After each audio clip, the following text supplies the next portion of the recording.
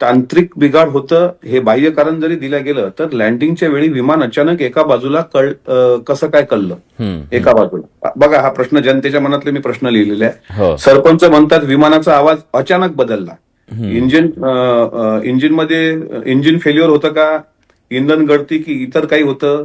स्फोट विमान पडल्यानंतर 4-5 स्फोट काही सेकंदानंतर झालेले आहेत. मग विमानात काही स्फोटकं वगैरे होती का. माझं म्हणणं असं आहे की ब्लॅक बॉक्स मधला डेटा सार्वजनिक कधी करणार आहात. ब्लॅक बॉक्स मधला डेटा जोपर्यंत सार्वजनिक होत नाही तोपर्यंत ह्या शंका दूर होऊ शकत नाही. कारण या सगळ्या संवेदनशील या प्रवासामध्ये अजितदादांचे खास राजकीय मित्र राज्याचे मुख्यमंत्री देवेंद्र फडणवीस साहेब हे प्रचंड संवेदनशील आहेत.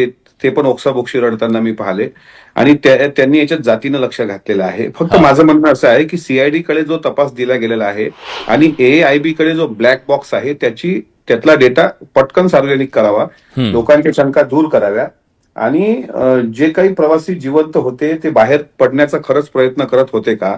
आणि दादा ज्यावेळेस टेक ऑफ घेत होते विमानात मुंबईवरून त्यावेळेसचा सीसीटीव्ही, कारण मला माहित आहे मी जेवढा प्रवास विलास दादांसोबत केला त्यावेळेस प्रत्येक वेळेस OSD दादांचा सोबत असतो. OSD असतो किंवा PS असतो. यावेळेस कोणीच कसं नव्हतं, विदीप जाधव एकटेच होते.